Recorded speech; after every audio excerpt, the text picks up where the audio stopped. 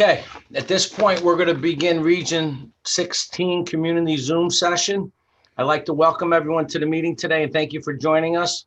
As I'm confident you're aware, I am Michael Yaman, Region 16 Superintendent of School. Please be with me today through this Zoom meeting, as this is only the second time I've had to conduct this meeting, and I won't always be able to look at the screen because we've done some prior questions that we tried to answer, and we're gonna have some live questioning. I'm still juggling with how to handle questions, look at the video, and communicate in an efficient flow. So please bear with me, and I'm sure we'll get better if the circumstances we're faced with will continue. So I'd like to start by laying out the format and a few tips to today's meetings. And there's kind of three parts to this meeting. Today's meeting, I'd like everyone to know, is being recorded. There is a panel of 10 members, 9 Region 16 administrators and 1 Board of Ed member. It will be broken up into 3 parts. The first part is going to be a short introduction from myself as to what got us here today and where we are, almost a state of affairs for Regional School District 16. The second part is I'm going to attempt to answer the prior questions that were submitted throughout the course of the week so that this can be an efficient meeting and that we will then have times for a live question and answering period. As they're coming into my computer now, a number of the panelists and myself will be answering those questions now.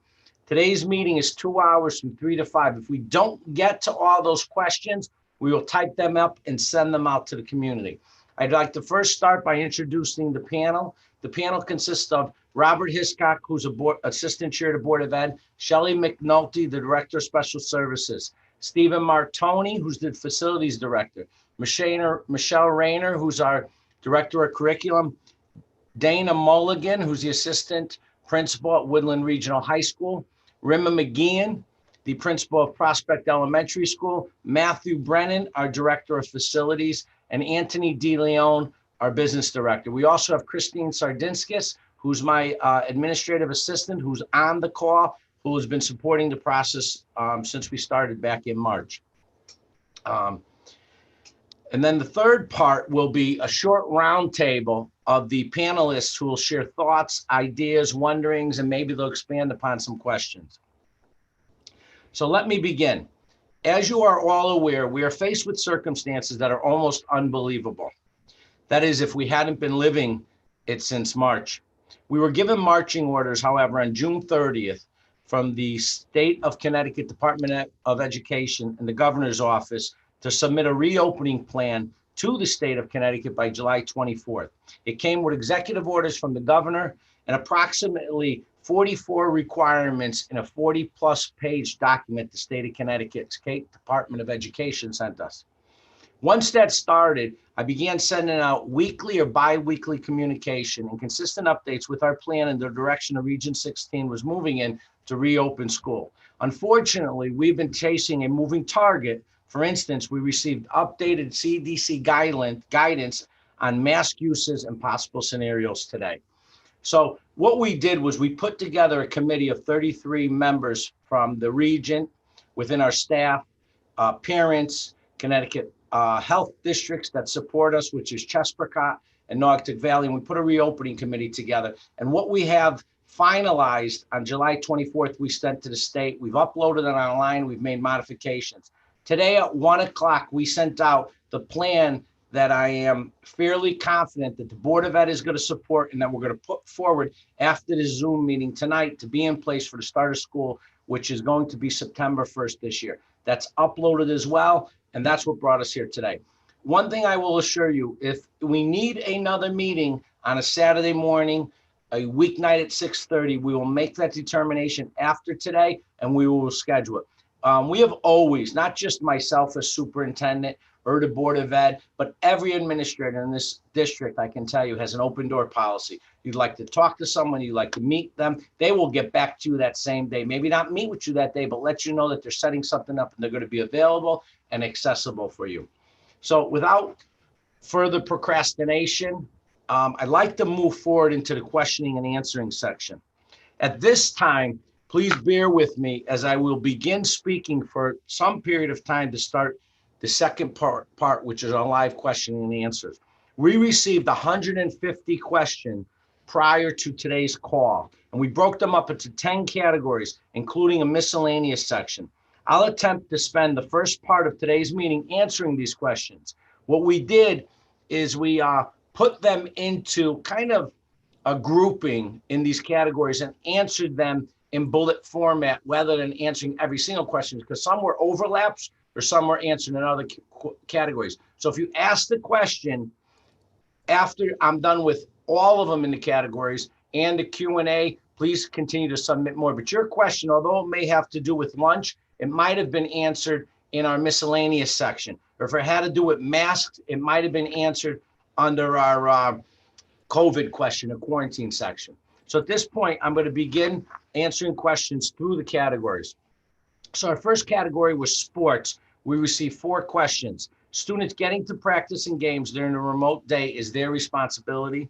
We will have late buses on Tuesdays and Thursdays still. Sports will be scheduled according to CIAC guidelines. If not canceled or rescheduled for the fall season, direction comes out twice a week from the CIAC. And I don't think at this point they've canceled anything. So we're moving forward as though we are having a fall season. However, that may change. Students who have opted out from remote learning are not eligible to participate in extracurricular activity or after-school activities, as they are not attending school in person. If you're not comfortable enough to be in a classroom, you should not be allowed to be comfortable enough to be on a football field with 30 or 40 athletes. It has less social distancing in place than what we have in school. Drop-off pickup. We received 4 questions, basically surrounding the process for drop-off and pickup at the elementary schools. Rimba McGee will answer this later, and Matt Brennan will jump in because we have a new program in place, an app that we purchased that we're training our elementary schools on, so that you can communicate to the schools through your apps and your computers about drop-off and dismissal, because we're not going to be allowing people into the building. Protocols for dropping off and pickup will be reinforced with our security guards this year and teachers on duty. Schools will start and end at the same time. Traffic at our elementary schools will be addressed the first week. That's why we're on half days for students, and then staff can debrief how the first week went, whether parents are getting out of cars or they're staying in cars, and we're putting in place more information on that will follow. We do recognize that that is an issue, and we will address it, because as we ask you not to, if you can drop your students off, that'd be better for social distancing on busing. We also realize that we have a traffic issue if we don't address it correctly. Lunch, we received 7+ questions on lunch. And as you can see, I'm giving the answers to the questions. Grab and go will be the method for breakfast for middle and high school students. We've also rented tents to allow for additional square footage in all our schools to extend the CAFs. They're within 20 feet of the CAF, so students will be allowed to eat inside and outside. Now understand that this plan is in effect until December. December forward, we're going to be looking at maybe different plans due to changes in what's going on in our region.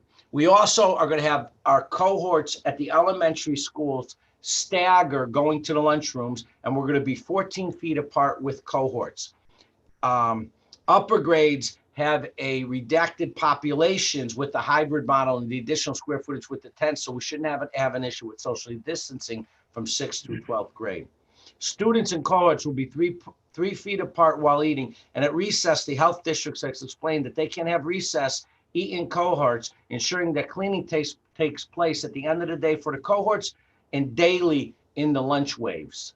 But if they're within their cohort, they can play together and socialize together, staying in that cohort. That's the direction from our health districts through the CDC. Masks. We have over 20 questions on masks. I will try to get through these, but I really suggest that you read the updated document today, Board of Ed supported plan. It has a very detailed description of masks. We're also uploading a CDC guideline document that just came today directly from the CDC with guidelines on scenarios for masks. But with regards to masks, all students are expected to wear masks all day in school. Teachers will provide mask breaks scheduled throughout the day. We're looking at 20-minute intervals to give these breaks. Students who refuse to wear a mask will be addressed by the teacher and their building and administrators. The Board of Ed is supporting that all students and all staff do need to wear masks. The schools will provide a mask for each student, one per week if needed. The State Department has indicated that 3 feet apart is what we are obligated to provide. However, where possible, we will do 6 feet apart. All students are expected to wear masks all day when in school. I have toured every one of our buildings and will continue to tour our buildings to make sure that the classroom environment is set up in accordance to these parameters. The types of masks that we are allowing include surgical masks or anything that covers the mouth and nose. We are still waiting for guidance from the State Department of Ed and our health districts to provide more specific information. In the meantime, you can check with nurses or administrators on guidance with regards to a specific mask that you bring into school. Students can report violations to the building administrator without fear of repercussion. Students are not allowed to photograph other schools or post to social media. That doesn't fall under the reopening. That falls under our policy for the Board of Ed. And a lot of this stuff is part of our policy. This reopening plan is trying to specify the new guidelines, the new requirements because of the pandemic and the concern for the health and safety of our students, but it doesn't neglect the existing Board of Ed policies that we have in place. Students at the elementary school will be assisted by the teachers and staff members to ensure social distancing and wears masks. With our identified population or at-risk students who need more help, we are working on that through our specialists, through our special ed departments, and through all support services that we have, which is our pupil personnel within the building, counselors, school psychologists, social workers. We're going to be very supportive. The first 2 weeks of school are us trying to work through this change of environment and this change of education for our students. And we're very cognizant that this is tough for everybody. Whether you're concerned, whether you're not concerned, this is going to be a challenge, and we're going to work on that before we start anything else. There will be no air purifiers in the classrooms. It's been recommended to us, and our director of facilities has been very clear about that. We've changed our procedure for our schedule and bringing fresh air into the buildings. We've changed the air filters. We're not to have air purifiers. It's detrimental to the system that we now have in place. Students that cannot wear a mask due to medical concerns need to contact Shelley McNulty, the Director of Special Services, or a school administrator to set up a 504 meeting or to give medical verification of the concern that we will address and create an individual plan for your child, whether that's a plan in school or whether that's a remote learning plan for your child. Teachers can remove masks when delivering instruction as long as they are 6 feet from their students. Now, just as an aside, this was not a question. We have purchased almost 40,000 masks. Some of those masks are the surgical masks. Some are clear so that students can see the mouth, the movement, nonverbal expressions from teachers. We've purchased 1,000 face shields. So we have an abundance of different types because of the different needs of students. And I don't know if that's going to happen day one, but it will happen over time that we can meet the needs of your child in school. Desks are arranged with a 3-foot radius and all face the same direction in the classroom. Most of our desks, and I'm not speaking for the high school, unfortunately, I want to be honest, but most of our desks, and Dana might want to expand upon this later, in the elementary schools are 3 to 5 to 6 feet within width. Some of our classrooms are very large, others are a little smaller, and more bookcases and small desks had to be removed, but we do have the distance that's recommended. For indoor PE, masks will be worn and non-vigorous activities will be performed.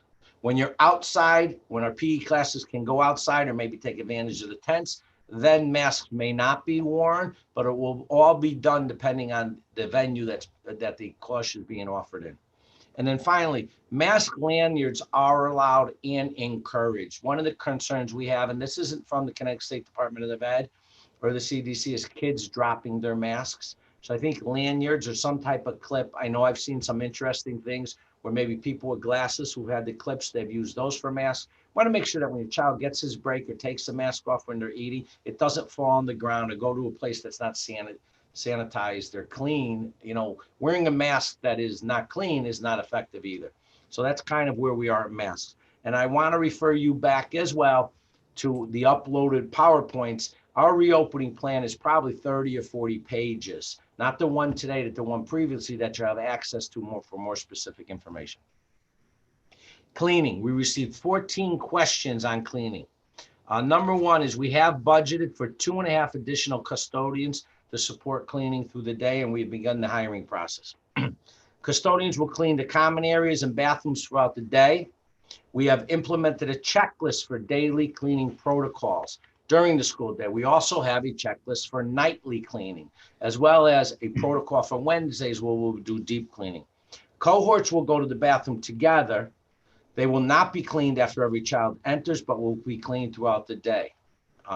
We have considered an AABB hybrid model. However, we didn't feel it was conducive for our students to be out of school for 5 consecutive days with that model. So we're going to rely on our custodians and our staff to clean nightly to ensure that each cohort is not exposed to anything that we're really concerned about. We are also cleaning after school hours according to CDC guidelines nightly, and we'll perform deep cleaning on Wednesdays. What are those things? Some of those things involve teacher desks, miscellaneous countertops, hard surface toys, musical equipment, areas of the building that aren't frequently traveled or aren't done on a regular basis. It'll provide a more thorough and deep cleaning. As well, it may help us catch up on other things that we think might be an issue later. We do have the CDC guidelines on cleaning services sufficiently clean our schools as of today. One of the questions, which I thought was a great question, because we know all PPE supplies have been difficult to get. At this point, Steve, our director of facilities, has assured me we do have the supplies we need at this point to appropriately clean throughout the day and at night. And we will order them and have a inventory of it. We won't allow us to get short on supplies.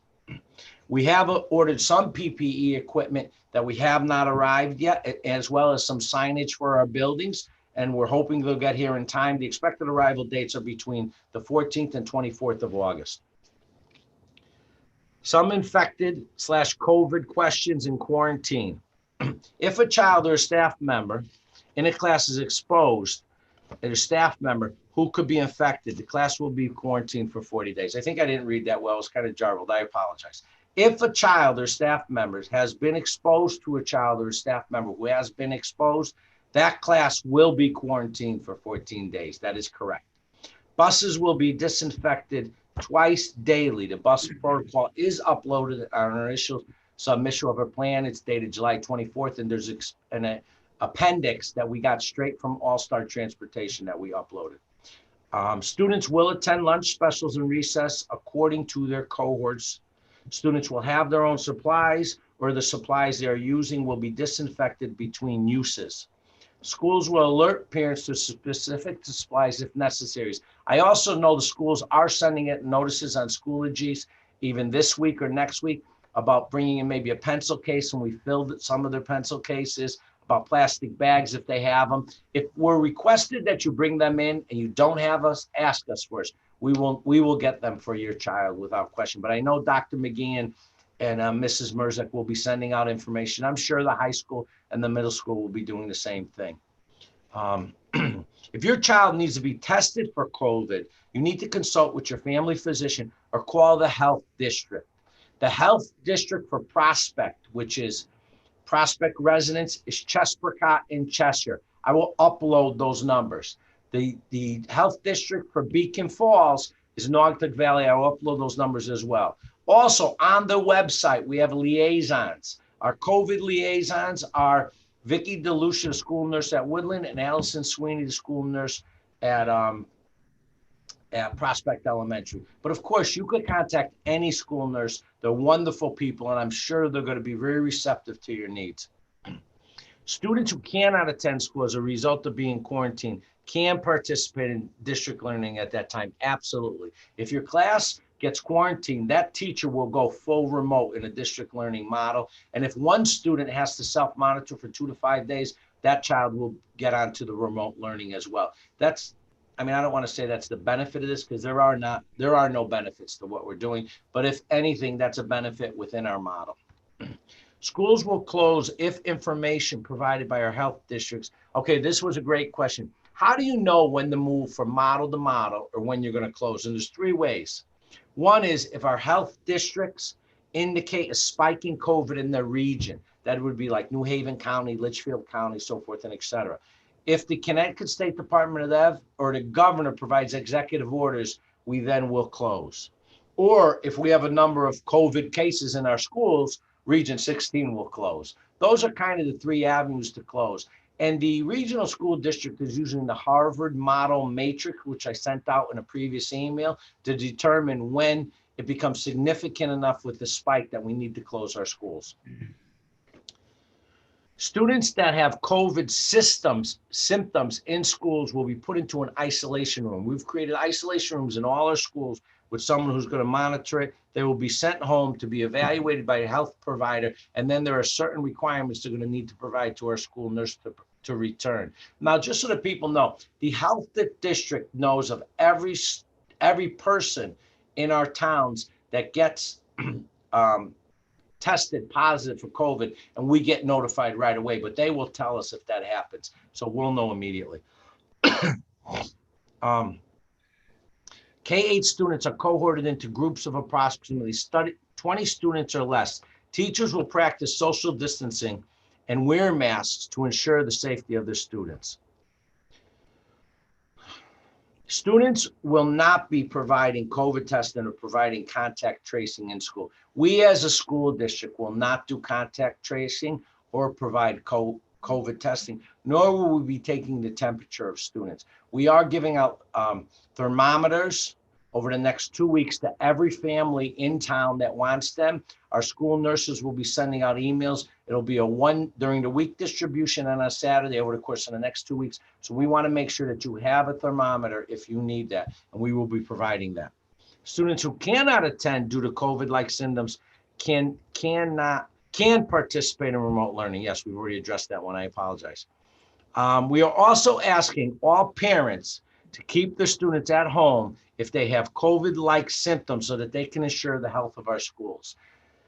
And this is going to be a little challenging, and I'm probably treading on dangerous ground here, but I think it has to be said. It's been communicated to me with our staff. It's been communicated with me through the community.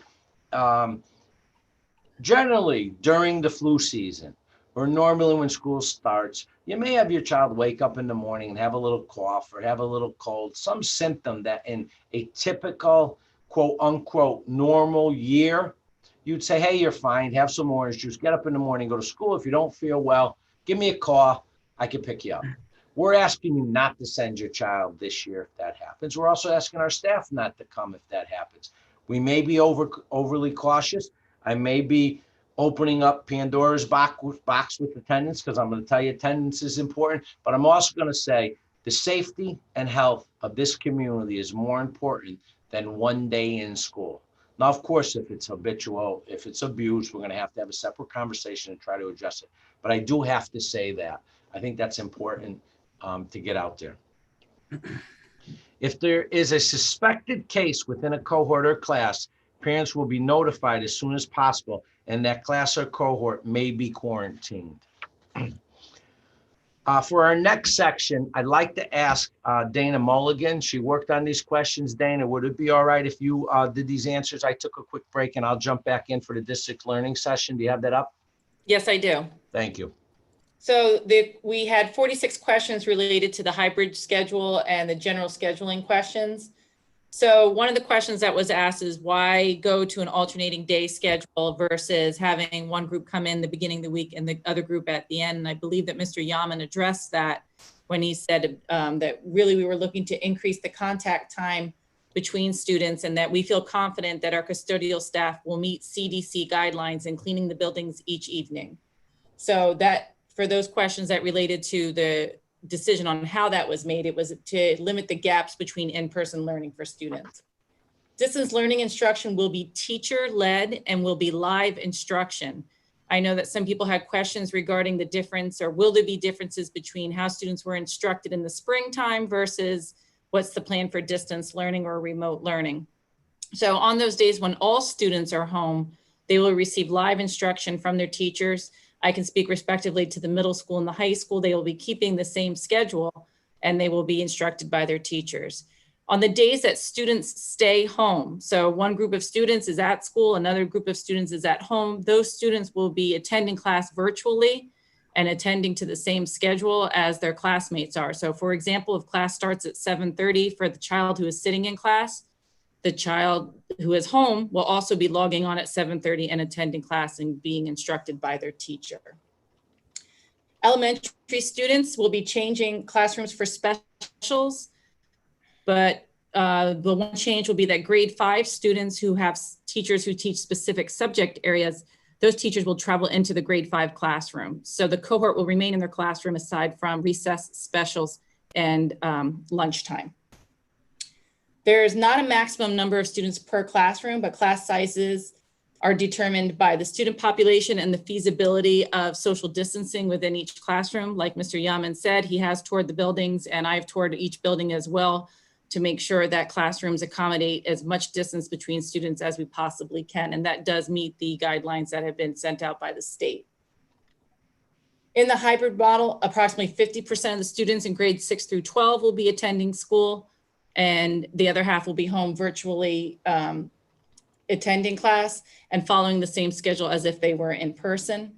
Students in grades 2 through 12 will receive a Chromebook. That Chromebook should be taken home every single evening in the event that we need to close school unexpectedly or we go to a remote learning scenario.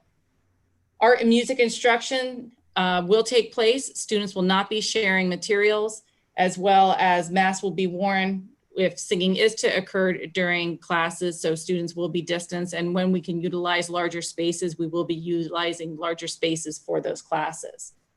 There was a question regarding the CNA program that's at the high school. At this time, that is scheduled to continue. The only thing is that the students who are enrolled in the CNA program will be attending school in person each day and will not be assigned to a Woodland or a Hawk team in order to meet the requirements by Naugatuck Valley. The change to the Woodland schedule will allow students to complete their assigned work. Please rest assured that teachers will be modifying instruction, assessment, and their curriculums in order to go from an 80-minute block schedule to a 42-minute straight 8 schedule. There should not be concerns that students are going to receive the same amount of homework that they did on when they were having classes every other day. Our teachers are very well aware of the fact that this will make some changes to the way that they've taught in the past. And we will make sure that our students can meet as much curriculum as they possibly can on a weekly basis. And those were all the questions, Mr. Yaman, for that category. Thank you. So that moves us into the district learning questions. We were asked 16 questions, but we were able to condense them into 4 because I think they straddle around the same theme. Distance learning will consist of live instruction on full district learning days. Teachers will instruct using one of the platforms that have been trained. On hybrid days, 50% of the class will be in person. The remaining 50% of the class will attend virtually. In the event that we have to go to district learning, students in grades 2 through 12 will bring home their Chromebooks nightly, and we will create a plan to adjust students receiving other necessary material. I think this is answered later, but we are ordering iPads for all kindergarten and first grade students. They are on back order till the middle of September. So we will put the K1s if we need to on Chromebooks from a 1-to-1 model in the meantime. But we do have iPads on order, as I'm sure the whole community is sure. There's an influx of requests for computers and technology. So we're all fighting together as soon as possible. Time has been built into each schedule scenario to provide individual support during the week. Also, students who opt out for district learning that decide to come back in person will be assigned the same teacher that they were assigned at the start of the school year. There will not be changes. One question that's coming up a lot through emails, through different people is, we are breaking our kids in our cohorts, 6 through 12, alphabetically, A through L. Then M through Z. I've had at least 50 people that asked for changes, and I understand it has to do with daycare. It has to do with neighborhoods. It has to do with family. The problem is we can't, at least at the first week of school, move people alphabetically. And I'm going to take everybody by surprise when I say this. We may be able to do something 2 weeks later, but to start the school year, we have to implement the alphabetical cohorts A, B, with fidelity alphabetically, or we won't get the percentages, nor will we have the social distancing protocols that we're looking for. And it's not that I'm not empathetic or sympathetic to the needs of the parents and to the community, but these are unique circumstances that are faced with, and this is the only way we feel we could put our plan in place. However, I will start keeping a list of requests, and I will look at it before the start of school. So I don't think you're not being heard. I just think it's something we have to implement with fidelity to start with. I had 17 miscellaneous questions. One is about kindergarten orientation tours and stuff. I'm going to have Rima answer this question, Rima McGeehan, after I'm done with these set of miscellaneous questions about the virtual tour and what it's going to look like. We have a no locker policy in middle school and high school. Students will receive the majority of their work on computers, but can use Trapper style binders, of course. Teachers will be cognizant of the fact that students cannot carry all their books every day. We understand that, and we'll work with students on that. We're hoping the majority of our work is done through the computers at this point. Elementary schools will use their locker banks at PES or lockers within the classrooms at Laurel Edge, but teachers will send them out in a manner in which they're 6 feet apart when they use their lockers, and lockers will be cleaned daily at the elementary schools. There was a great question on substitutes. We don't have a plan yet. We're talking about it. We're thinking about it. We don't think we're going to have the number of substitutes we need. We do have interns this year, and we have hired permanent subs for every school this year. We did not have that last year. So we're trying to have a permanent sub in every building to help us. We have interns that we do yearly, and we're working on a plan to create a substitute plan where maybe they stay in a grade level, stay with cohort, or just go to one school. So if we have 40 substitutes, 10 go to each school when they need them. But I want to be honest, we don't have a plan yet, but we are working on it. And we do agree that it could be an issue when we're trying to keep fidelity with cohorts. We have ordered hand-free water stations. We actually have ordered those today, or will be ordered by tomorrow. We're going to have them in each of the schools so students can fill their water bottles up by just pressing the water bottle up against the water fountain. Our water fountains have also been capped so students cannot use them. In the meantime, we will make bottled water available through food service departments so they can fill their cups with the bottled water and throw those in trash cans. We'll work a plan out for that.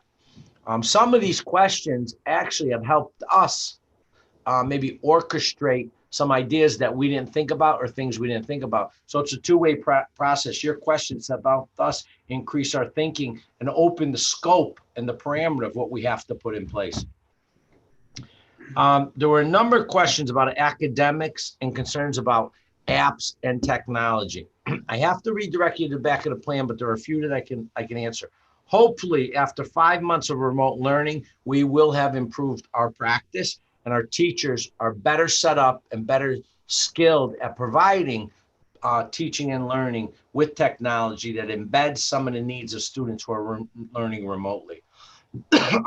We also offered Region 16 2 5-day-a-week sessions on technology, and I can't praise Mr. James Amato from Woodland and Mrs. Deb Flaherty from Long River, who created the 10-day program over 2 weeks. And I think we had 80 to 100 teachers participate during the summer, volunteer, just to be better crafted at providing remote learning from home. So I'm so impressed every day with our staff who provides the training and our staff that commits to do it over the summer.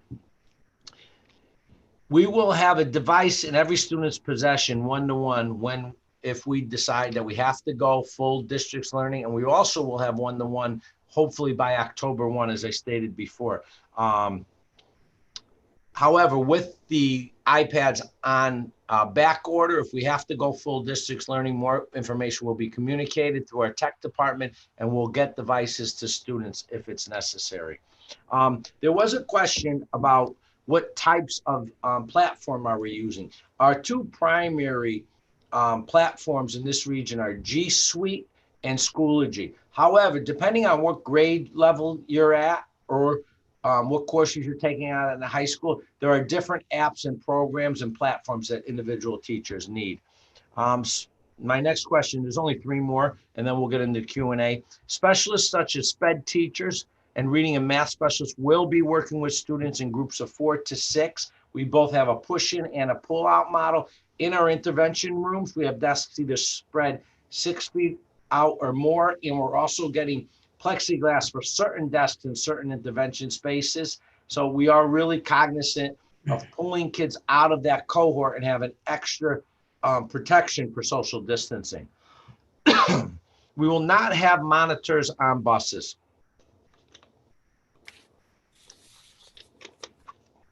Our plan is to have no more than 70% occupancy, with at times 2 in a row. And I agree, this is a tough pill to swallow. However, I don't see options in the district or even at the state level to manage this differently. There's a shortage of buses, there's a shortage of drivers, and there's an unmanageable fiscal number if we had to start purchasing buses. Each bus is $50,000 for the region. So there are districts that have a great number of students that are going to be dropped off and picked up. So it solves their problem. I think we may have that resolved because it appears as though a lot of our students are being dropped off and picked up. We have a very important transportation form that we're asking you fill out so that can help us with our planning. And there are districts that have 3 on a bus.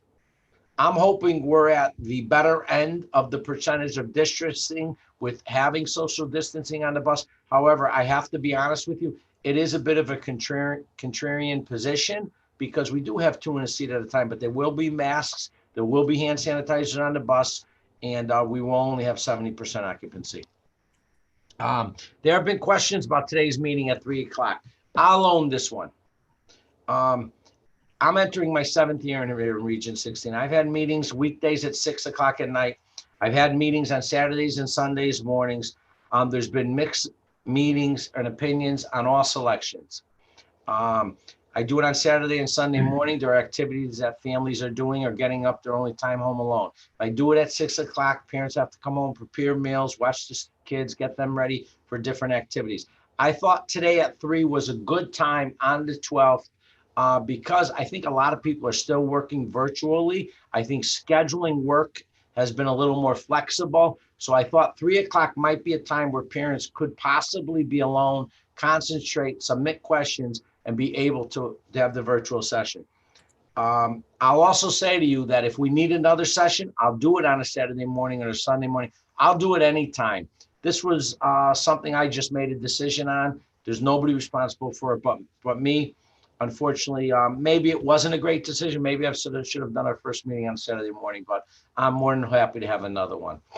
At this point, I'm going to take a minute or two.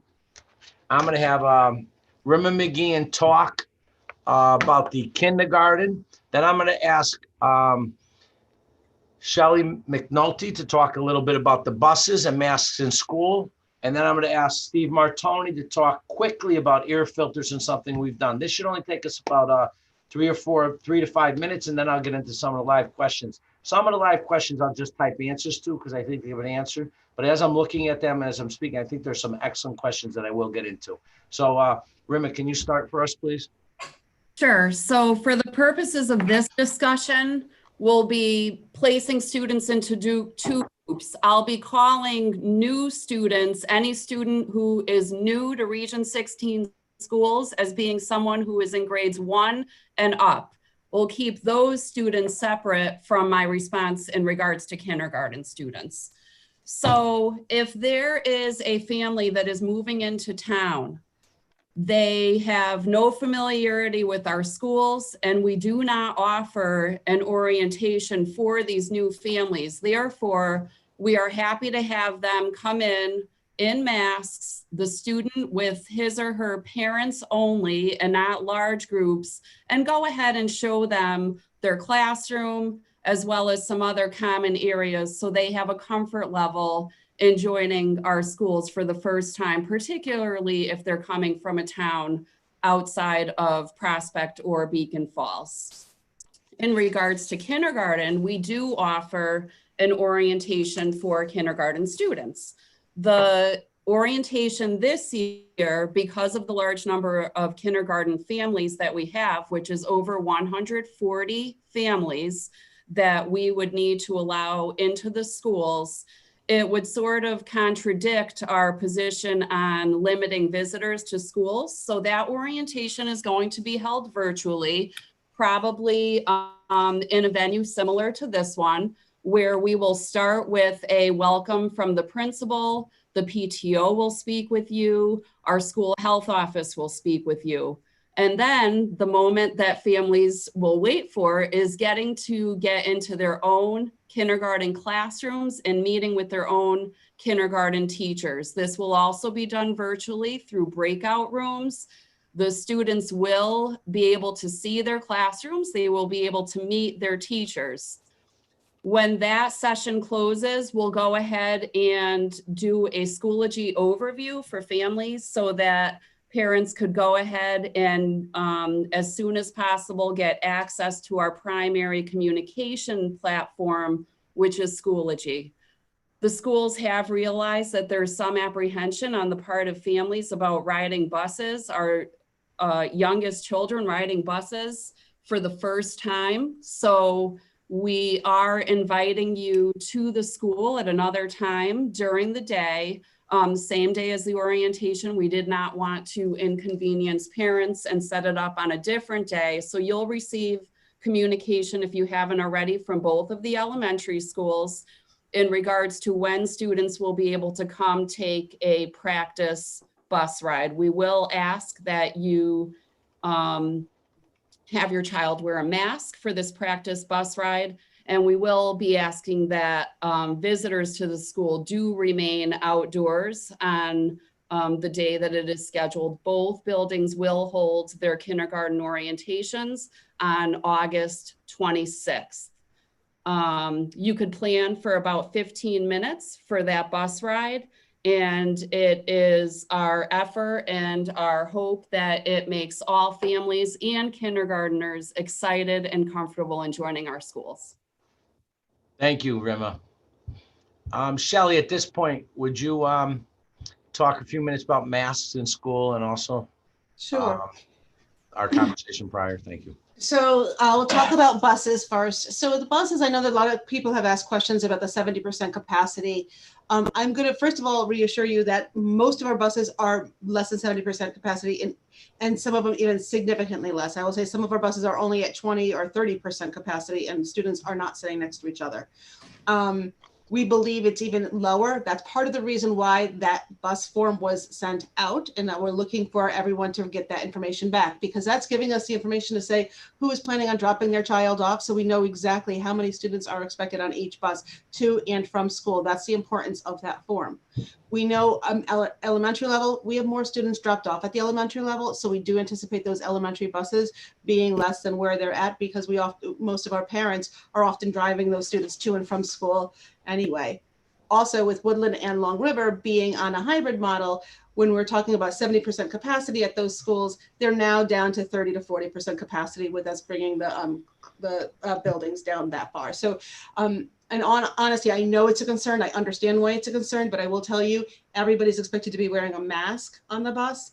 And we are going to be having siblings sit together. So when we talk about two students sitting next to each other, ideally brothers, sisters will be sitting next to each other, and therefore they are cohorts themselves. And so hopefully limiting the spread there.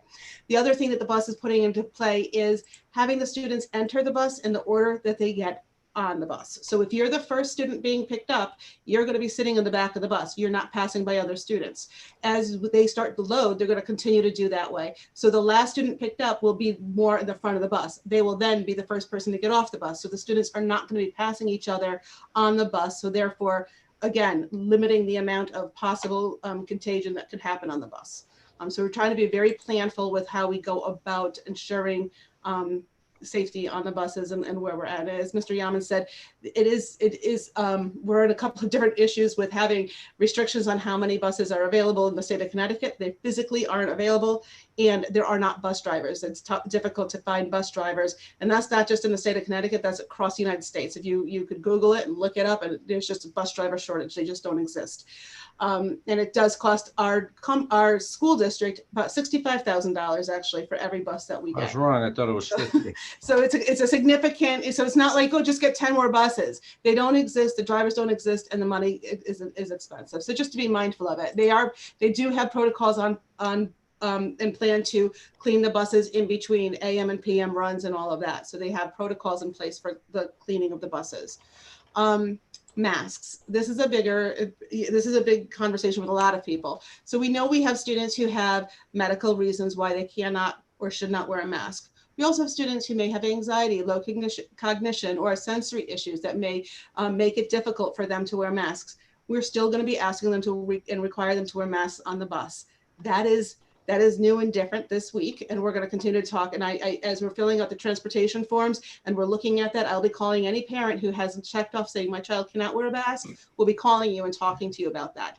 So the thing is, the students need to wear the mask when they're entering the building, when they're in the hallways with the other students. But if you have a child who cannot wear a mask for any of those other reasons, medical, anxiety, low cognition, sensory issues, we will talk about it and make a plan for while they're in school, but they do need to wear that mask on the bus if they're going to use Region 16 transportation, and while they're entering the building and in the hallways to protect the other students. And so we, so again, any of my families with students in which are concerned about that, we welcome you to call us. If it's a student with a medical issue, we could talk to the school nurses, talk to the guidance, but we could set up a 504 if they aren't a student with an IEP right now, but we will talk about that and we walk through the process and support your children as needed.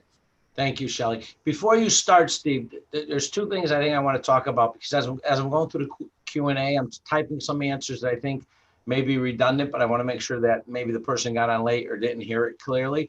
But one thing that's popping up is about students that are choosing to opt out voluntarily. Up on the website, we have a district learning opt-out form, and I think we created this week, and it went out through an email, the opt-out Region 16 guidelines for opting out. There's about 15 guidelines, which are responsibilities for parents and for the school system. And what I like to say very clearly is students that opt out and want to learn remotely, number one, I said this, but I'll say it again, will not be able to participate in sports or extracurricular activities. Those students will still have to attend the class during the course of the day. Their teacher will be working them after school hours.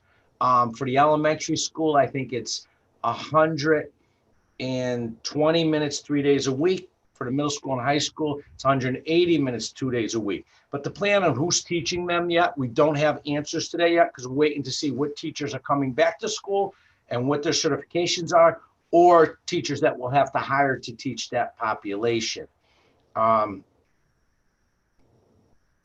other question was, with students that are opting out, what are the responsibilities? The state has been very clear that parents are assuming a great deal of supervision and the responsibilities of their learning, and that school districts will not be providing, and I don't like using this word, but I want to be transparent and honest. There will not be complete equity with a child that's coming to school and a child that's learning remotely. We just don't have the capacity to do that. So that will answer some of those questions.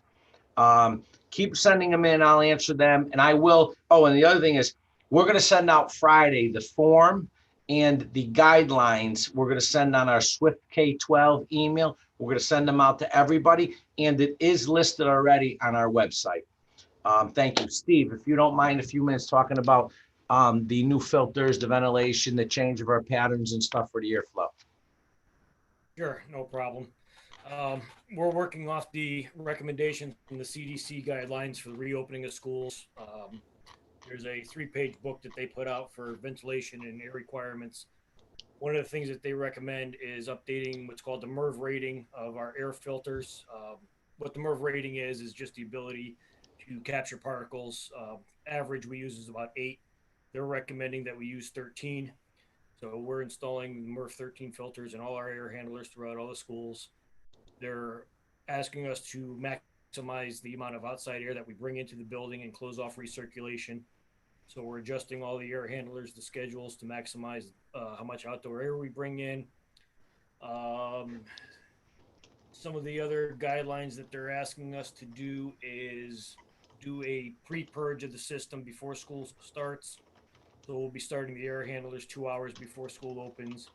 And they're asking that the air handlers run at least additional hour and a half after school closes, just to clear the air.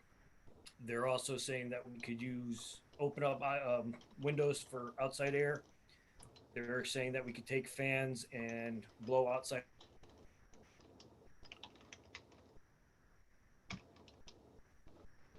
Steve, I think you froze on the computer. I'll jump in for Steve. Steve, when you jump in, you could pick up. So as Steve stated, we changed our airflow patterns in our schedule. So we have, I think, 4 more hours a day of clean air coming in. Steve, are you up again? Yeah, what do I do? Go ahead. Freeze? Go ahead. That's all right. Okay. You got to go back to where you were talking about the schedule. Talk about the schedule. Okay, I froze for a bit there. Yeah, sorry. Okay, so they want us to start the air handlers at least 2 hours before school even starts, and then run it for at least an additional hour and a half after school ends. The other thing that we would do is if certain areas, let's say for sake of discussion, the main office, if they were out of there by 3:30, we would shut that unit down at 4 o'clock. They want every single unit, all units running until school ends. So we're going to be maximizing as much outdoor air as possible and making sure that everything is inside building air is purged at the end of the day. Steve, what is the new filter that we're using? It's a MERV MERV 13. rating. Right. All right. Like I said, the MERV rating is just the rating that they give a filter and how well it could capture particulates. So we're using about an 8. We're going up to a 13. Excellent. Thank you. You're welcome. At this point, I'm going to ask the panel to unmute their mics. And if you want to talk for a few minutes, because at this point, it's not even 4 o'clock. We're going to have plenty of times to get the Q&A. It'll give me a few more minutes to work on questions and answers.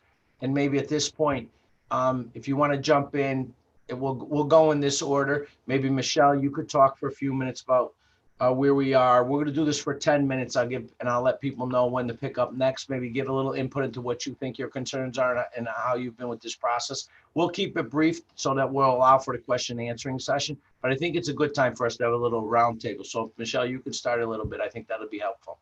Absolutely. So much of what has already been said about our 3 models of learning that we're going to utilize coming up in the fall, I'll add just a little bit to that.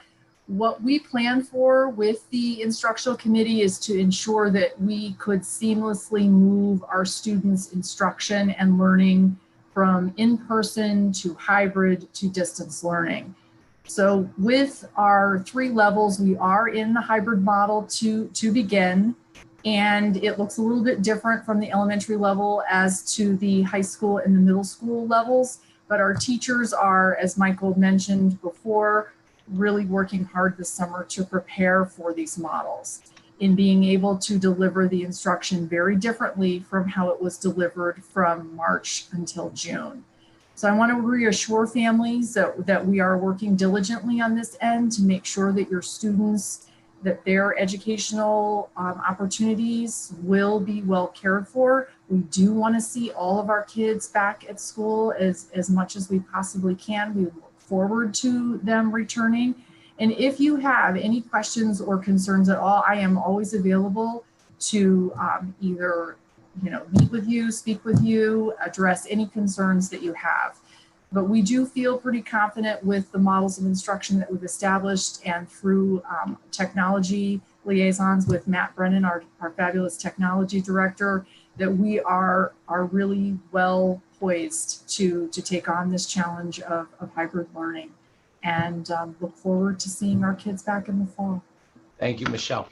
One thing that I might be remiss, we are proposing, and I'm fairly confident the board is supporting, that we're going back in a hybrid model. Okay, 4 days for the elementary school, AB, Wednesday remote, AB, middle school, high school. On days that we do not have school for one day, we eliminate the Wednesday remote and we do 4 straight days, or if it's 2 days off, it's a 3-day week. What I'm saying is, for instance, the first week of school, we start school on a Wednesday, September 1st. So we're gonna have school Wednesday, Thursday, Friday. We will not, or is it a Tuesday? We start on a Tuesday. Tuesday, I apologize. So September 1st, which is a Tuesday, makes it a 4-day week. So students will go off 4 days that week. The same the following week, because it's the holiday. The week after, we'll have school Monday, Tuesday, the entire region, remote Wednesday, school Thursday, Friday.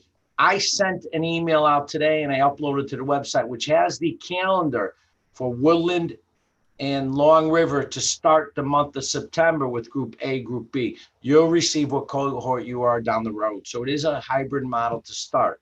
The elementary is at an advantage because they go 4 days anyway. So if we lose a day, it kind of keeps them at that 4-day for most of the time. And a very common question is, well, why are you sending the elementary kids in 4 days? Can't you do the hybrid model? We honestly feel that that population of student needs to be in person. I'm sorry, we as a region are committed to that. We are not committed to going every single day. There's a few regions in the state doing that. We'd like to start it slowly. However, I will tell you that if after 4 to 6 weeks, the cases of COVID are down and the state of Connecticut is doing great, we will look to go full time and change our model. This is going to be a fluid process. Vice versa, cases spike, we're going to pull back. The calendar that's going to hopefully get approved tonight at the Board of Ed is only till January anyway. We're not going to plan for the whole year. Thank you. At this point, I don't know if Bob, you'd like to speak for a few minutes from the Board of Ed. You'll have to unmute your mic, and then we'll get into some of the questions and answers. I think I'm unmuted already. Yeah, you're great, Bob. Thank you. All right. Yeah, I'm sitting here. I let the public know that first off, the Board of Ed has been involved since day one with all of this. Personally, I've been involved with the reopening committee and following Michael's moves every day. And I do want to give a pat on the back to our administrative staff and the people that served on that committee. They've done an outstanding job. The board recognizes the parental concerns. We understand this is a difficult time for many people, and we'll try to address as many of those as we can. And I think the staff has done that. The board's going to do whatever we can to ensure the safety and well-being of our students and to ensure that they have a healthy return to school and a positive learning experience. Keep in mind that not everyone's going to agree with every little thing that gets done within the plan. Everyone does have a different opinion on many things. I've received many opinions from many people. Social media is very active with a lot of opinions and questions and concerns, and they're all legitimate.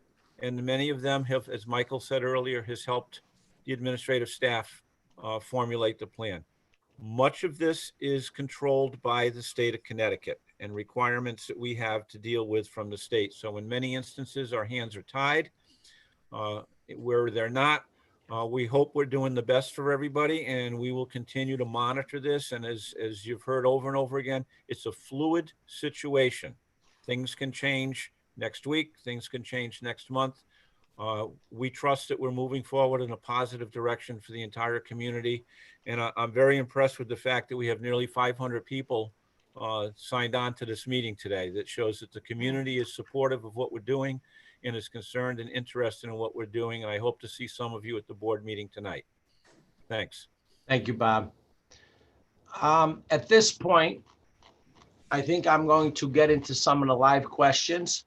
I have been typing some out, and I hope that they up to your satisfaction. So a question for us was, will there be an option to remotely learn or stream into live classrooms for children who are staying home with colds? Yes, they are. Anyone can log in from that class remotely. We're asking them to do that, so there's synchronized learning taking place. And my suggestion is this: communication is the key to success. Us providing an environment where everybody knows what the expectations are is critical. But if your child's home, shoot an email to your administrator, to the social worker, to whoever you're comfortable with the school and say, my child's sick. I think I'm going to keep him home 3 days. We're going to say, fine. And we know about it. We're going to excuse that.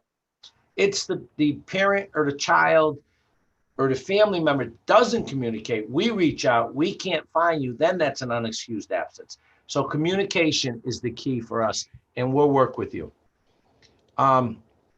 There was a question, can you explain more about the complete equity? What does that mean? What I meant by that was we're trying to provide education to all our students, okay? If you're in person in school, we're going to be able to meet. We're going to be able for you not to miss information, for you to have student discourse, teacher discourse. If you're learning remotely, you're going to miss those experiences. And it's just something we're not capable yet of having, that complete discourse that you're going to get when you're in person. So that's what we mean by equity, as well as we don't have the capacity, being a small district, 4 schools, 200 teachers, to teach 200 kids at home. We kind of have to have the majority of our population get the majority of our services.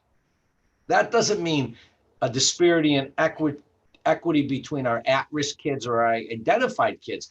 We, I think, have done a great job in my tenure and the board's tenure that we've increased the number of specialists and interventions in this region by almost 200%. If a parent becomes ill, that child needs to stay home as well. We're not doing contact tracing, but we do need those parents to keep their children home.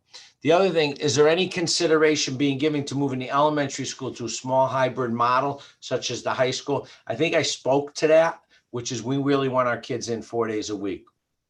There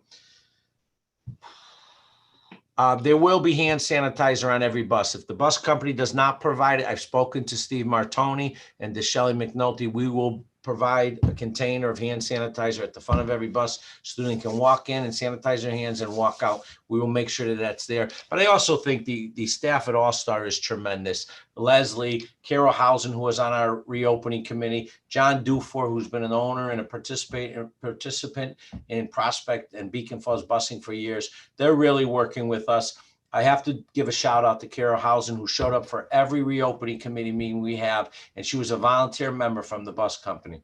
You know, I also thank her. She answers my phone call 3:30, 4 o'clock in the morning on snow days when I'm calling her at home and at work. But snow days was not a question, but we do not have confirmation from the state yet that we could do remote learning for snow days. We are hoping that happens so we can teach students from home. There were 2 questions about the Choose Love curriculum.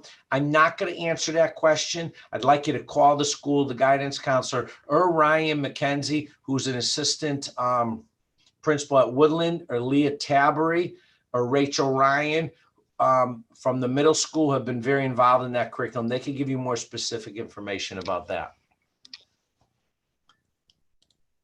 Please bear with me. I'm still trying to figure out how to multitask on this. Yeah, students will be able to bring their own hand sanitizers, but not what they create at home. So have the school nurse verify them if they're in a container that's not a common brand that we use. But we also have purchased hand sanitizers. Tony, can you talk to that, what we purchased, how many we're distributing, as well as what the dispensers are going to be at the hallways and the hand sanitizers, if you have some of that information? I know we processed it last year. I think that a couple thousand have come in already. Yep. So we've purchased portable hand sanitizers for every student, every staff member, that they can refill throughout the day as they need it. We'll also have hand sanitizer stations throughout the halls that students can sanitize their hands throughout the day. I believe we've ordered 18, 30, about 54, 55 of them now, as well as tons of refills for them. So there will be plenty of hand sanitizer available to everybody. Thank you, Tony.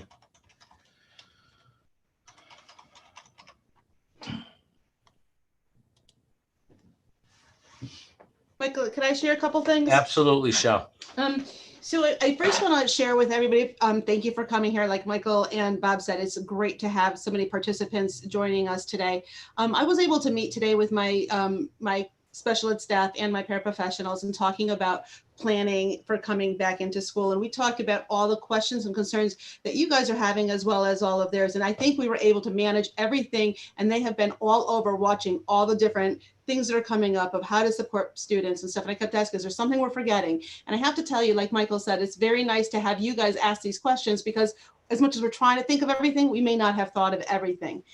That said, I know the question with masks and the questions with distance learning, there's a lot of things coming up with our students who have 504 plans or IEPs. If you have a child who cannot wear a mask, I welcome you to please give me a call. If you have a child who has an IEP and you're questioning, do I do distance learning? Do I get them? Call me. I'm in the office. I'm available. Sarah Steinberg will be back next week. She'll be able to answer questions. Roxanne Jelly's available. We are here to help you with those big questions and big thoughts. Our feeling is we want our kids in school as much as possible, especially the first few weeks. You cannot reconnect. You can't recreate that connection kids get that first week of school when all that new information is being shared with from our teachers to our students, and how they take that information in and learn and get their routines back going in as far as being a student. And I think that's the piece that I'm thinking about, as you know, as well with my 4 children that I have that go to the school district, is they need that routine and getting connected. That being said, we know everybody has family different situations and things that might hinder the ability for your child to come in. So call us and talk to us about it. And I just, that's my biggest thought, is let's talk about it. Thank you, Shel. One question that's coming up is, how are students and teachers going to participate in sanitizing the schools? So we're not asking or demanding anyone do anything other than who we pay to do it. Would we like help and support? Absolutely. Do we think it's unreasonable? No. But we will be asking some of our high school students to wipe down the desks, either with a spray bottle and a paper towel, or with the Lysol wipes that we have. We will have plenty of those, so that when the next group of kids come in, the desks are clean. As far as a young, obviously aren't going to ask kindergarten, first grade, and second graders to participate in that, but they're going to stay in cohorts, and we'd have custodians on maintenance schedules to help with that. We did add, as I said, 2.5 custodians towards staff to help clean throughout the course of the day. So there were a few questions about that. Hopefully I answered some of them. There's no set number of days. If a child's not feeling well and they're going to doctors and get tested, we're not going to follow the attendance policy on that if we have the information and the communication has been open with parents. The problem is, if we can't find a child or communicate with you, then we're going to have problems with attendance.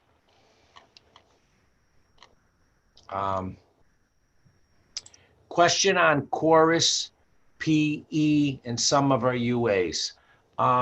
Michelle, would you mind speaking to that a little bit again? I can tell you that in the media centers, we are going to have our kids go to the media centers in their cohorts and clean in between. But what we've done at Laurel Ledge, for instance, we've got rid of the tables, and we have 20 desks separated within that media center so kids can bring their computers and use those. Michelle, maybe you could talk a little bit about that and about our conversation about books today. Sure. So with respect to, let's start with art and what we're doing with art, particularly at our lower grades, is we are looking to acquire kits for our students, so our students are not sharing supplies, and that's a big piece. Or if they do share supplies, we're able to clean the supplies in between the use with other students. As it relates specifically to music, it's going to look different depending upon the level. At the high school, they have the capacity according to the state guidelines with singing and with playing instruments with 12 feet between students, that they are able to manage that given the spaces that they are providing. As it relates to the middle school, again, as Michael referenced with the computer lab that the middle school has, we're looking to utilize that space potentially for music. And we do recognize with our parents that, particularly in band, that it is a financial investment that parents have made with instruments. So we're looking honestly to create small practice groups that meet with lots of social distancing and spacing with the teachers to ensure for a safe environment. Again, as I mentioned previously with chorus, singing socially distantly, utilizing masks is what we currently have in place now. Again, our guidance is coming from the state and from the CDC, and this guidance has shifted a little bit. Rima and I are both on this committee and have watched this transpire. Specifically as it relates to, I think, books is what you were referencing before, Mr. Yaman, in your comment. Okay, so what we're doing with books from the library is that a student, or books in the classroom where students are accessing teachers' libraries, is they will secure that book at the beginning of the week, and then at the end of the week, on a Friday, they will leave the book in a designated area, and that book will be cleaned and will sit over the weekend and be returned back to the shelf. So it's just a small, sampling of what we are doing to address these specific areas as we're moving forward to ensure safety for our students and adherence to guidelines. I want to jump back to masks for a few minutes. I've had a couple questions.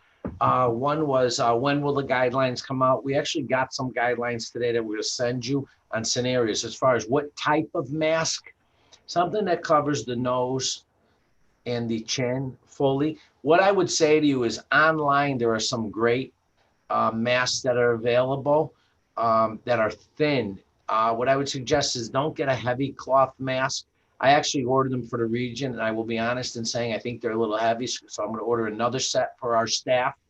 But you could go online and order them. They have them in stores.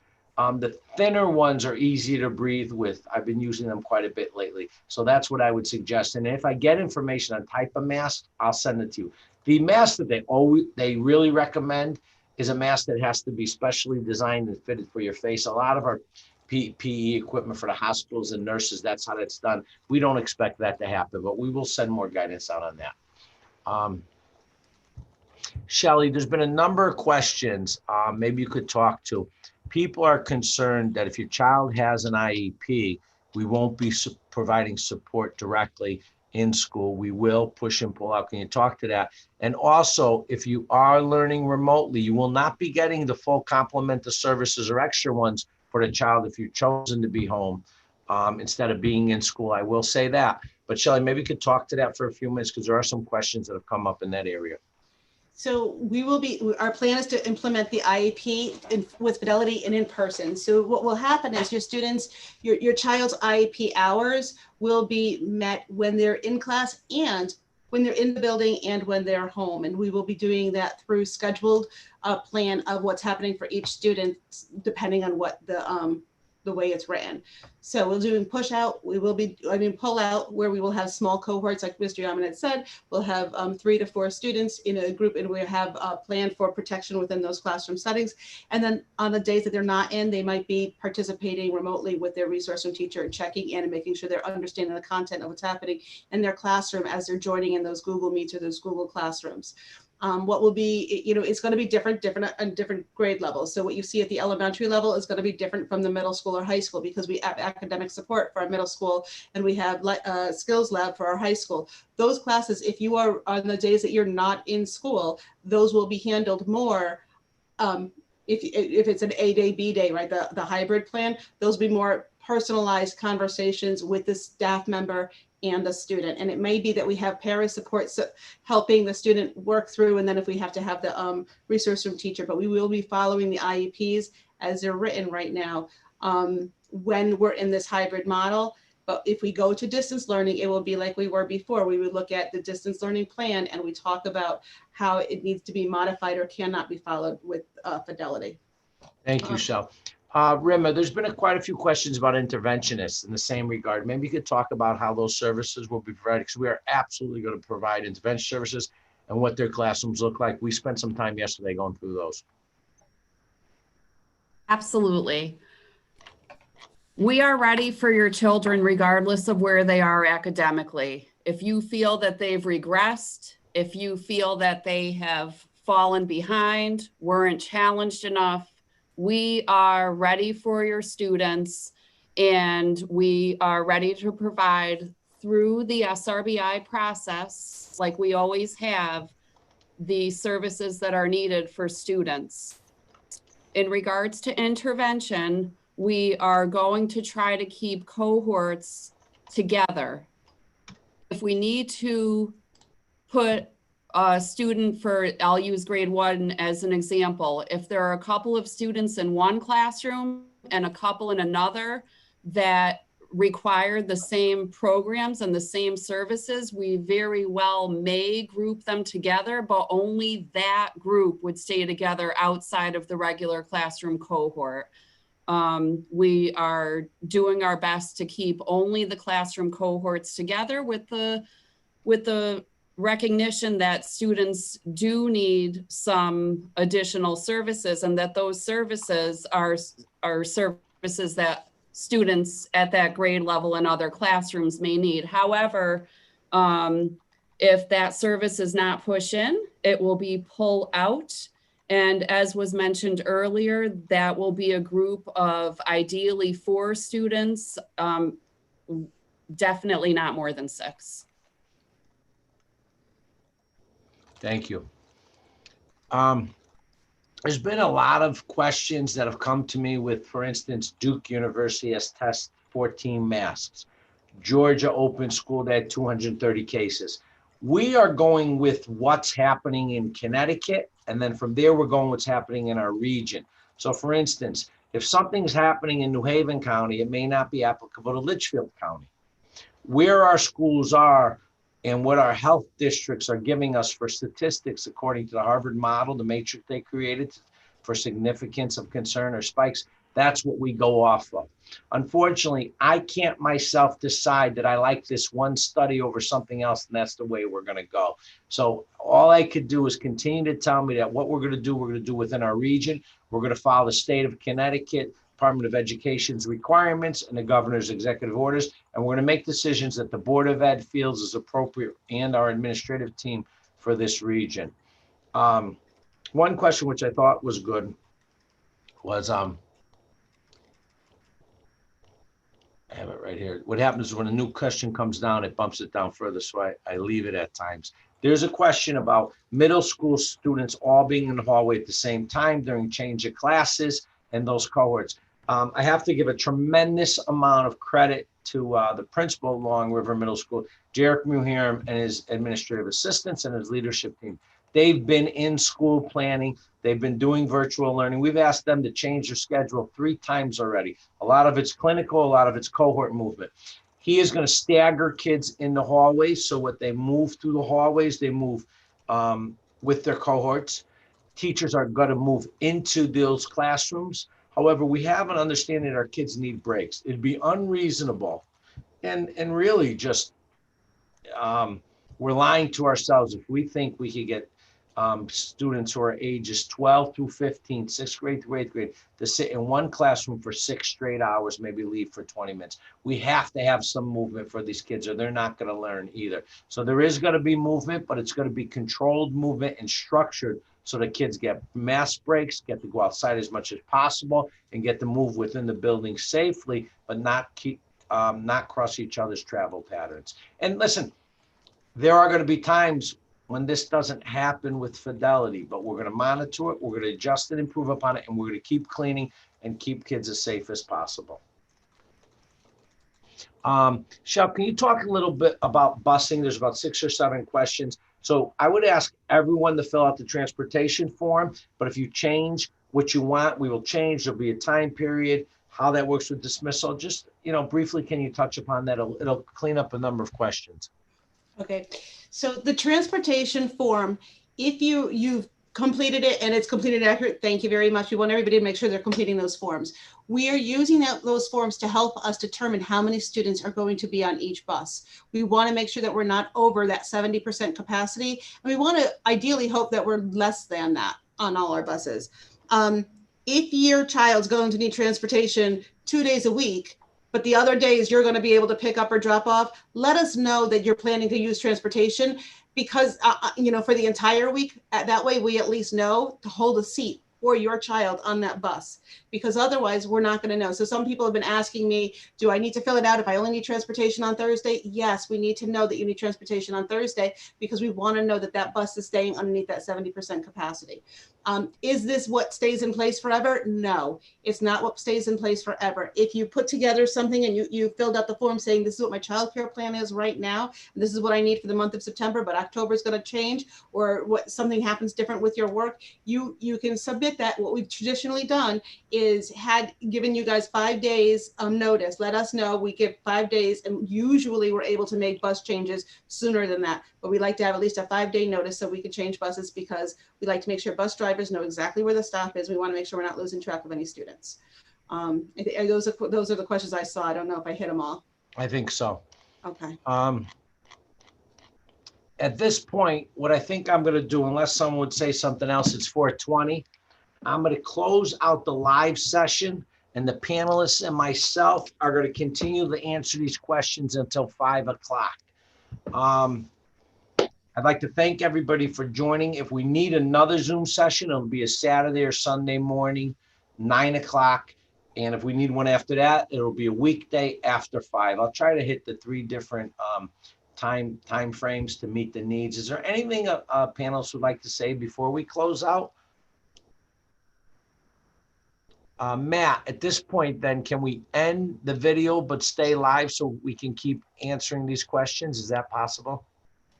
We can, if we end the presentation, it will end everything. So what we would have to do in that case is just quickly write these down and take it from there. Then what I think we should do is we should just then, and I apologize, people, this is new to us. It's a little embarrassing, but you know, I have to be honest with you. So what we'll do as panelists is we'll close our videos and we'll mute our mics, and we'll stay on answering and submitting these questions. Tackle the ones you think you can, and at 5 o'clock we'll close out.